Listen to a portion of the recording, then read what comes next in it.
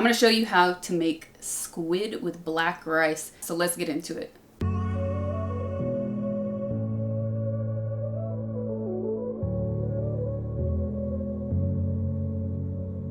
Black rice is also called forbidden rice. Black rice, oh man, it's so good, it's so fragrant, and it stays dense, which I really like. And that's what we're gonna be using for today's recipe.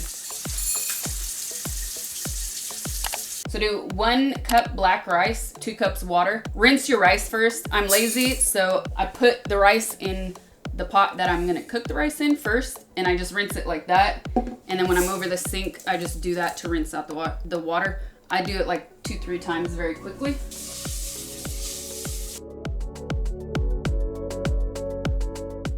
And why do they call it forbidden rice? Because it was the rice only for ancient Chinese emperors. So it used to be like forbidden and only for certain people. And now we can all have it. I did find it at Whole Foods. Of course, if you are lucky enough to have Asian markets in your area, you'll definitely find it there. 1 cup rice to 2 cups water.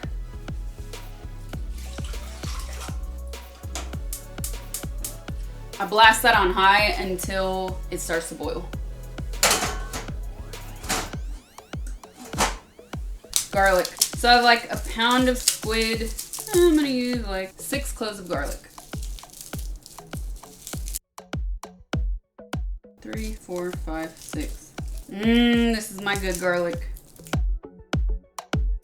Then I'm gonna be cooking the squid. So we're gonna use some extra virgin olive oil, coat the bottom of the pan, swirl it around.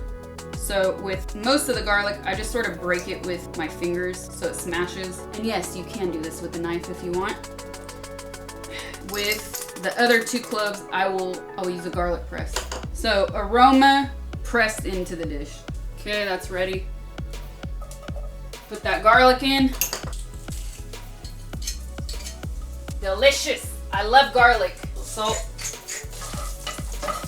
So while this is sauteing and not burning, you're gonna add a little tomato paste.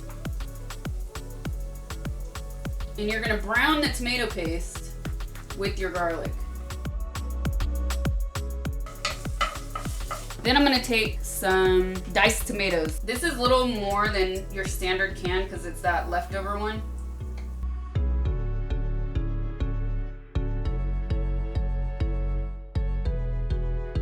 We added those tomatoes, so add salt. Rinse your squid. So rinse your squid off. I got about a pound, and I always ask for a little bit more tentacles than tubes because that's how they label them here. So now what I'm gonna do is take out the tubes. Always rinse your squid. There's sometimes little spiny pieces left over. You wanna rinse those out. So sometimes calamari will have little spines left over. You wanna make sure you get those out. Okay, while we're slicing these up, that sauce has started to get a deeper red. Throw in the tentacles. So now all you do is you take these little tubes and you slice them into rings, evenly sized, all right?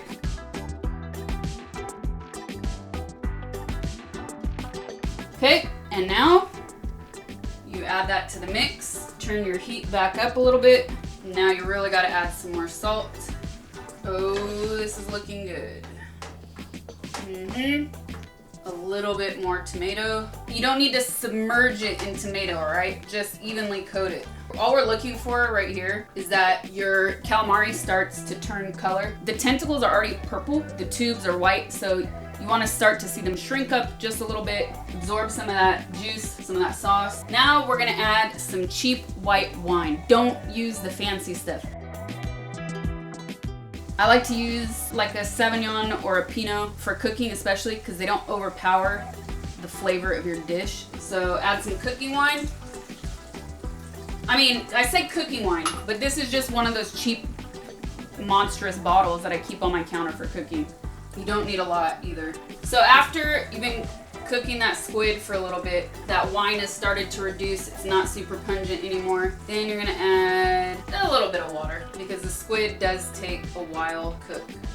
We add water because otherwise the tomato sauce is gonna reduce too much and it's gonna go and it's gonna get clumpy and bumpy and just not look good, and it's not gonna taste good.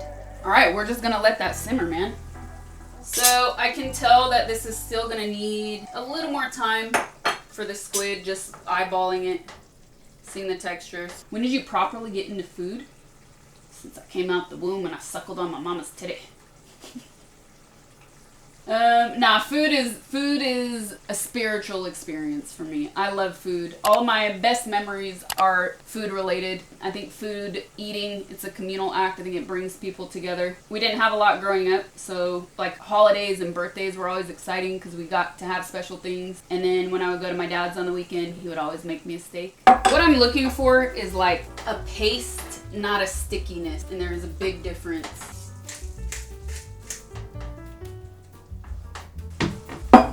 So, once you know your squid is almost done, then you add your black rice. Add a little black rice to your plate. Now, you could serve this like side by side. Last time I made this, I was like, oh, you know what? I'm gonna mix it up. So, I mixed it up and I liked it. I liked it like that. It looked cute because of all the red sauce against the black rice. Okay. I use like this pasta bowl plate thingy. It looked nice for the way I made this. Just kind of like even it out for the if you're worried about presentation. Clean it up.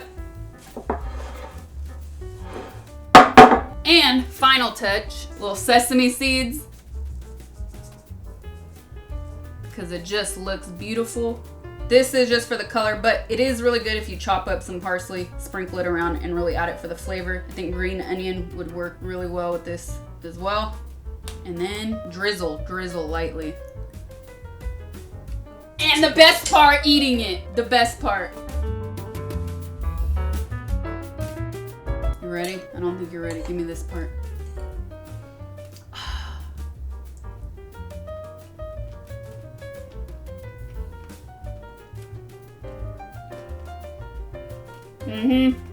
Abso-freaking-lutely. Oh.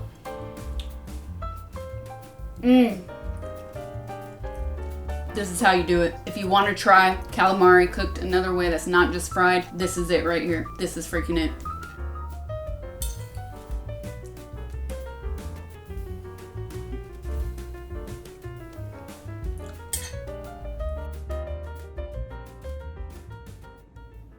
Thank you so much for watching. Let me know in the comments below. Have you ever had calamari cooked this way? I'm curious.